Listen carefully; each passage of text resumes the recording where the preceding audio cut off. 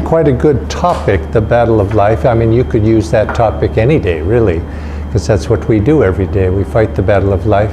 But particularly, I thought it was a good topic for today because of the Gandhi Jayanti.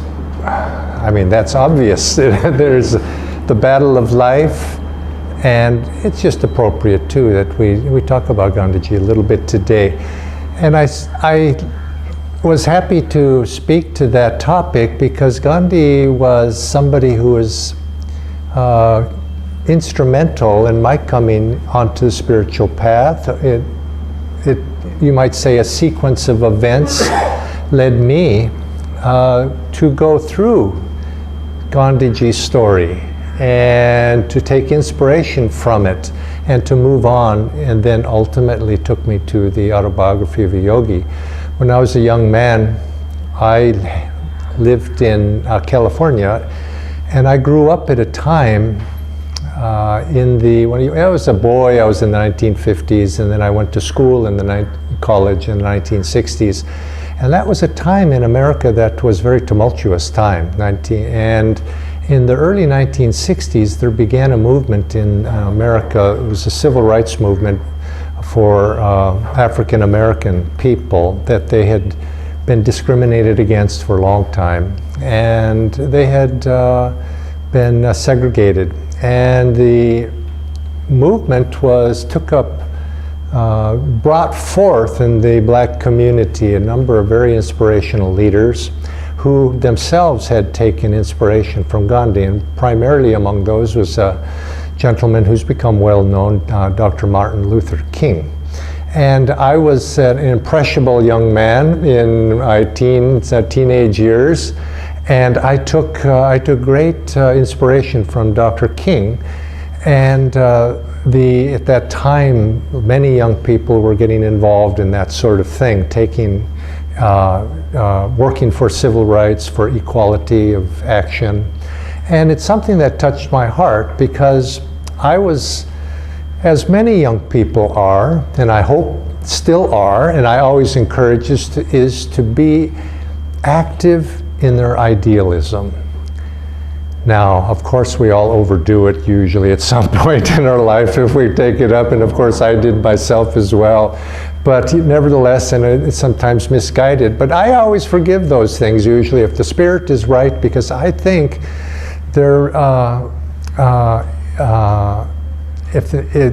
I remember something that Winston Churchill once said. He said, if you don't have idealism and liberalism and idealism as a youth, you have no heart. And then he went on to say, if you don't become a conservative in your old age, you have no brain. But but that was Churchill. But nevertheless, I took up that idealism and ended up spending some time in jail even for putting idealism into action. Because I saw so many people were very ideal, they talk a lot, they do very little. And so I saw in Dr. King, and I saw in many of the others at that time, there were protest movements were going on. And by studying that, I came to realize that Dr. King had taken his inspiration from Gandhi. And so naturally, the very natural next step was to start to study his life. Who was this man? And I was I read his autobiography, I read his writings, I read his biographies by some, and his journey from India to England to South Africa and taking up the cause of apartheid there and against it, and then ultimately from what he learned there, bringing it back to India. And for me, that was a great inspiration, and I thought this was a hero. And from putting that very principle, which I've always felt translates into the spiritual path. It's there. He was speaking about being idealistic, and he was idealistic into political action. And as I started on that path, and I evolved from that to an understanding that there was more also, that we had to, just as he had exemplified in that famous story, where everybody's heard the story about the mother who brings her child to him and says, please tell my child to stop eating sugar. And he says, okay, bring him back next week. You know, he wouldn't tell him right then. And so she came back the next week, and he tells the boy, don't eat so much sugar. And mother asks him, he says, why couldn't you just told him that last week? He said, well, last week I was eating sugar. I had to stop.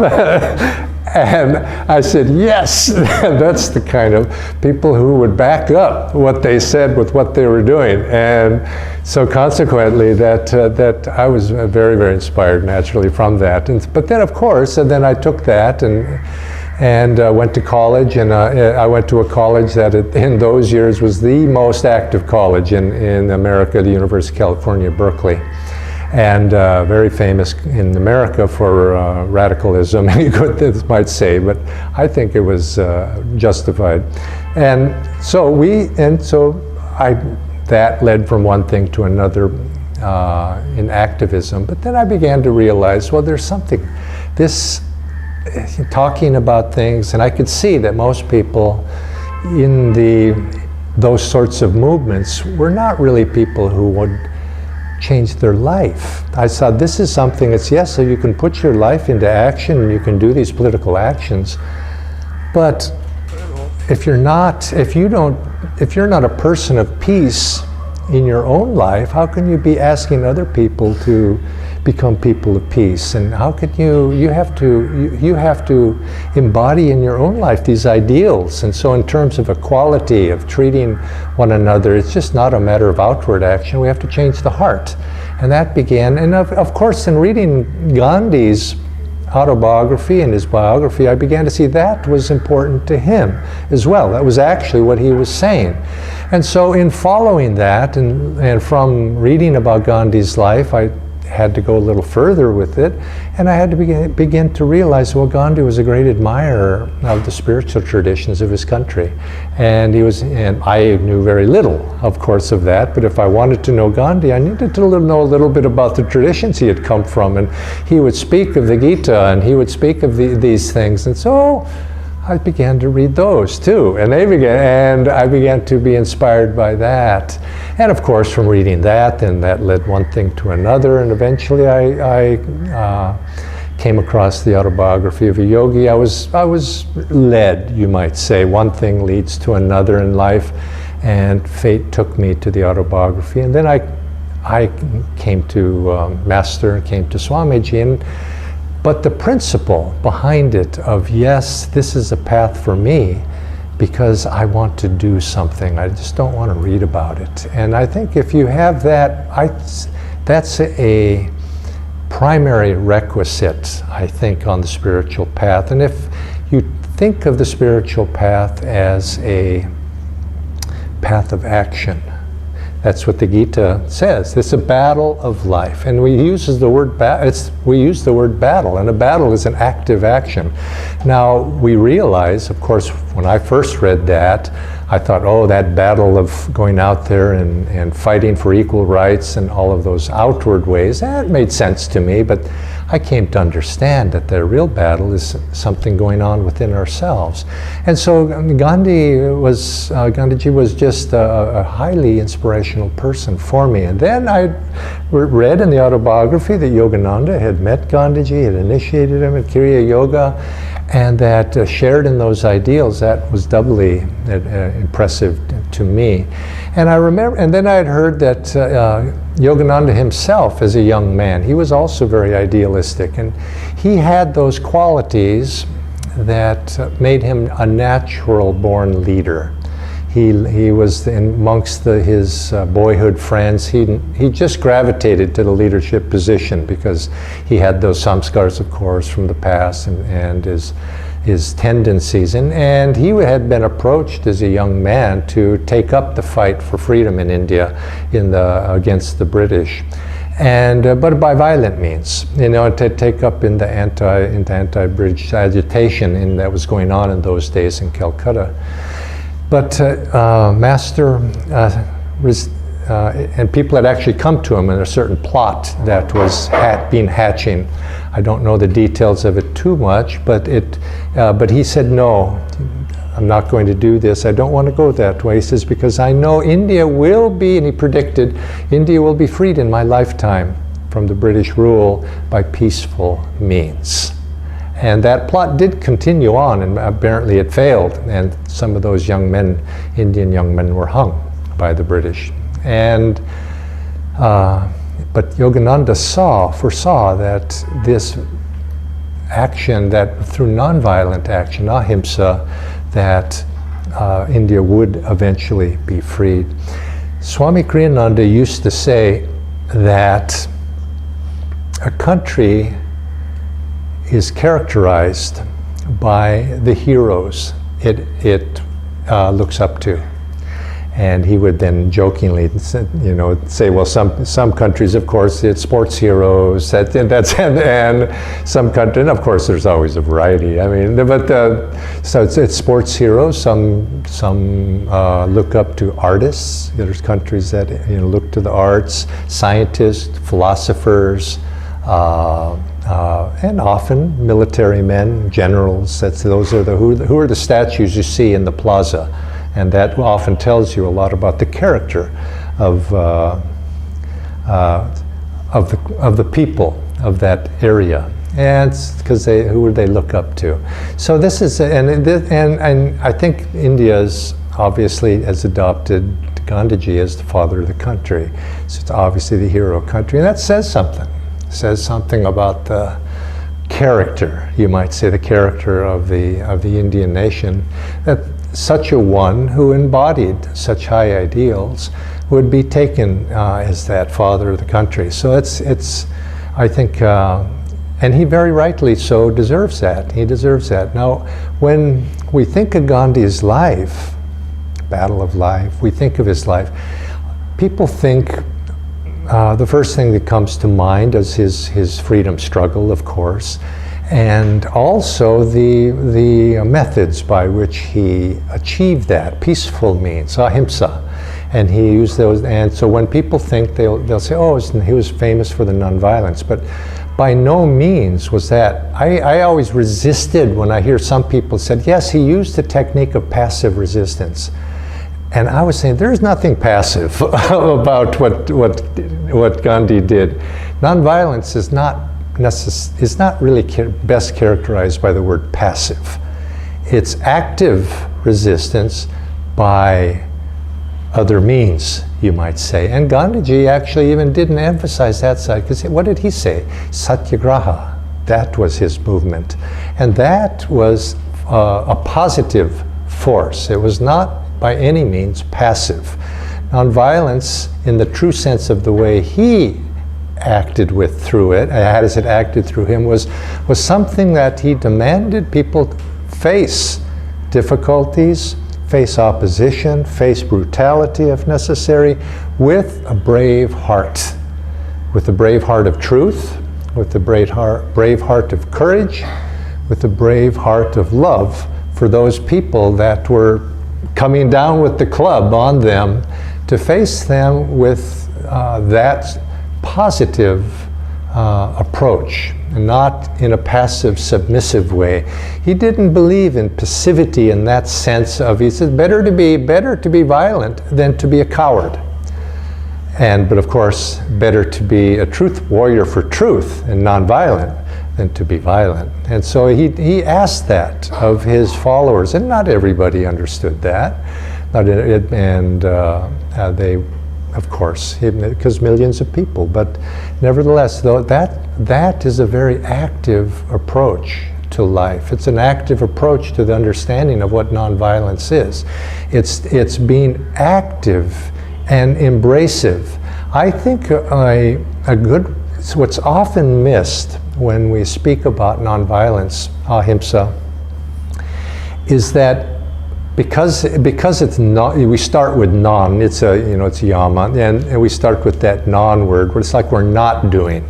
But if we were to positively put that into positive action, we would say nonviolence is the practice of universal benevolence, is really what it is. Loving everybody, including everybody in my circle of consideration, of actively loving of everybody, to breaking down the barrier that separates me from you.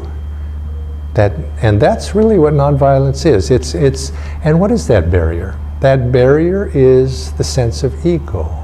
That's the essence of what violence is it embodies why we practice non-violence. Is what we're saying is let's practice non-egotism. And that's the spiritual path right there. And that's the code of the spiritual warrior. I am not this body. I am not this self. I'm not this little self-identified entity. And to the degree that we are identified in ego, it's inevitable we're going to be violent. Maybe not in action. We're not going to all take up swords and maybe it's doing that. But there's an element of violence in ego.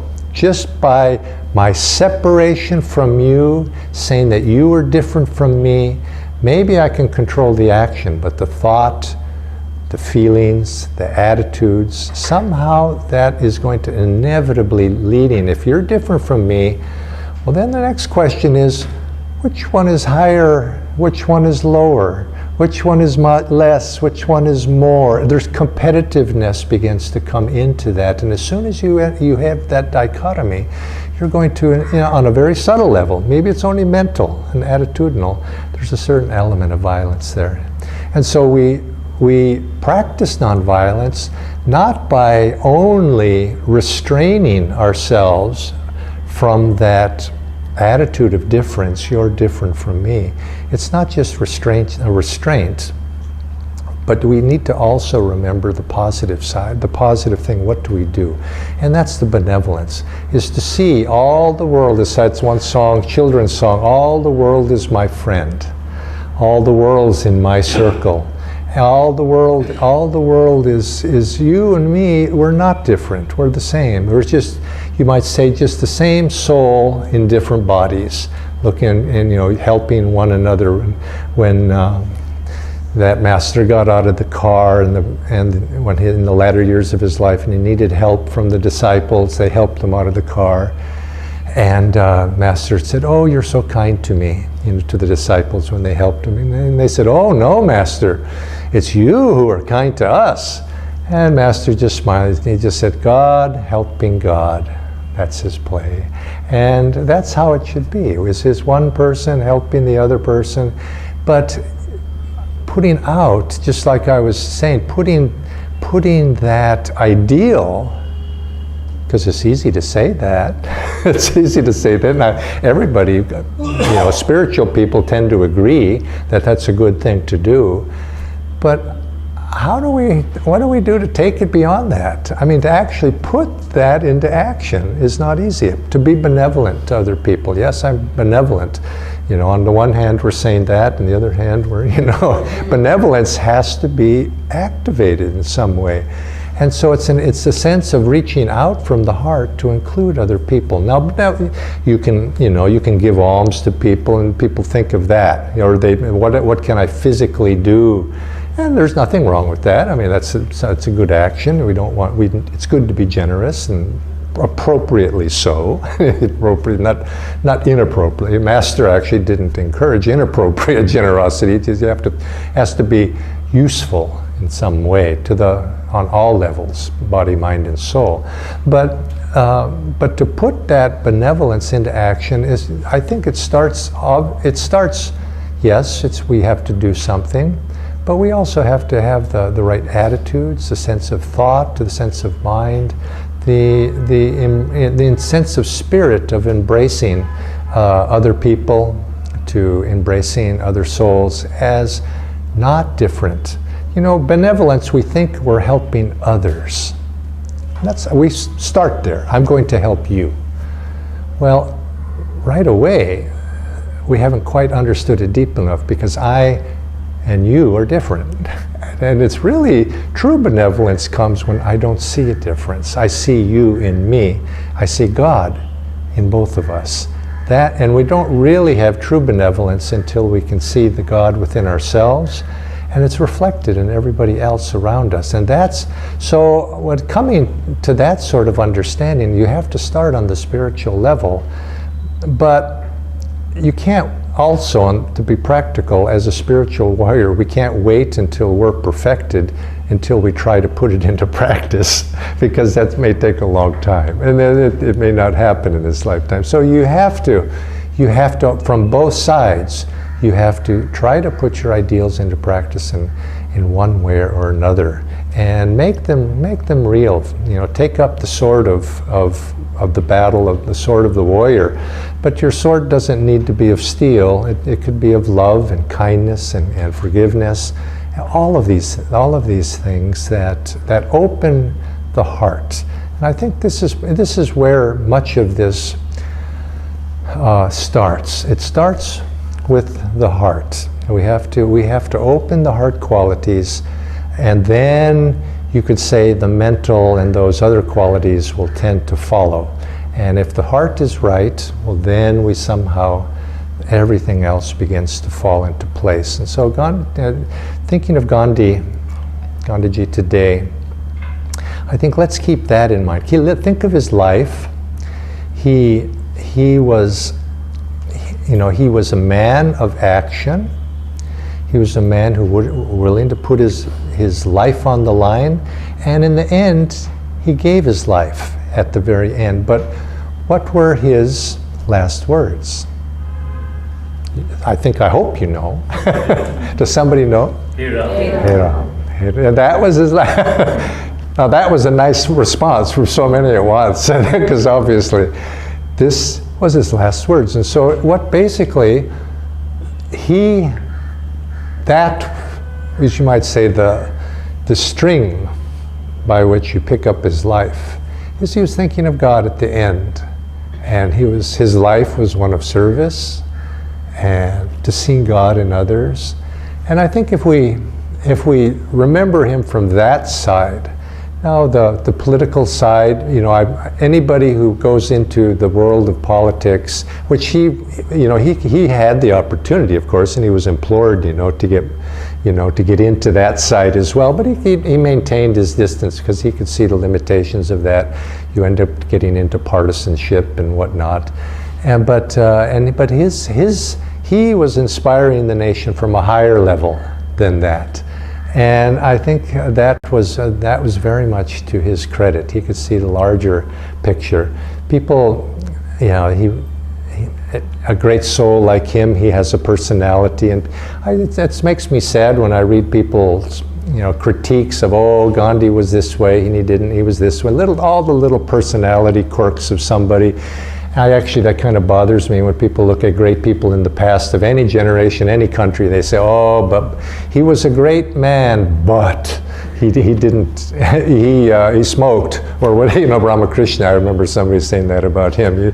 He smoked a lot, and which is true. He died of lung or throat cancer, but when you're in samadhi, what does it matter, all of that? And it's a different time, different era, and so it is. Don't look at the great ones. I think this is from the little side of their peculiarities, but look at the impact that they have had on people throughout the ages. And Gandhi was such a one. And I looked back on the life of Martin Luther King, and he had all his peculiarities of personality, but yet he won't be remembered for those things. He'll be remembered for the great things he did. And I think this is, I think, in our own life, when we look at other people, is look at other people and take the greatness, take the goodness in other people, and forget those little other quirks of personality, because that's who they really are. And yesterday some of you may have come, we were talking about death yesterday. Those last thoughts, those last words, those last thoughts as we expire, very important what we take. And because of thinking of Gandhi in this regard of those, what was last on his mind was God, Brahm was his, and as I have this sense that he was benevolently, you might say, seeing this assassin who came to him and was feeling sorry for him in some way, that here was a man who just did not understand. Like Christ on the cross, forgive them, Father, they know not what they do. And that's, I would suspect that Gandhi had that same attitude of just, here he'd given his life and yet people just didn't understand. And somebody came and did what they did, which was bad karma for that person. But I would imagine in his heart, he didn't hold malice to that person. Satyagraha, that force of truth. And I think that's what I think when I think of Gandhi as a spiritual warrior. He was a warrior for truth. He was a warrior for benevolence. And he's a man that you look back, who will be remembered 1,000 years from now? I don't think the politicians, too many of them, will be remembered. They might be in a history book somewhere. But the people that will be remembered are the great ones. And the great ones are the saints, the sages, the great leaders of mankind like Gandhi. Those are the people that will be the true, and they are the true spiritual warriors, because they were able to change their nation, and they were, most importantly, they were able to change themselves. And because they changed themselves, they were able to be an inspiration for millions. Not only in, if we live here in India, and of course we all know that Gandhi was an inspirational figure, certainly for this country, but you may not know that he really is highly, one of the highest regarded men of the 20th century throughout the world. Certainly that's the case in America, and he's been the inspiration for countless numbers of people. And when people in America, I naturally grew up there, when people would say, well, and I knew nothing of India, obviously, when I grew up as a young boy, even up into college age, I knew very little about it. It was far away, but I knew about Gandhi. And you could say that same thing today. If you'd go to high school children, kids growing up, and you ask them about India, what would they don't know anything about cricket. They wouldn't know anything about politicians. They just nothing about that. But they probably would have heard of Gandhi. And that's remarkable, because a nation is known by those people it holds dear. And you could say because of their culture, they raise up to be world leaders. And that's who Gandhi was. And so in memory of him on today, let's hold him high and take that inspiration from him and try to not just, again, coming back to where I started, not just in say, oh, he was a great man. Yes, he was. But true great men are able to move us to do something, to take action. Not outward action, but take inner action. And if the one message I would leave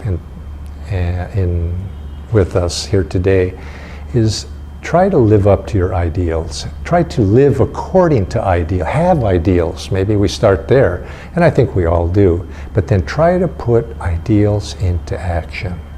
And if we take Gandhi, we say, yes, okay, nonviolence, but we'll take the positive side, that universal benevolence. And lowering the bridge, or lowering that drawbridge, you might say, or that barrier, overcoming that bridge that separates us from other people. Violence, egotism, the barriers that separate us.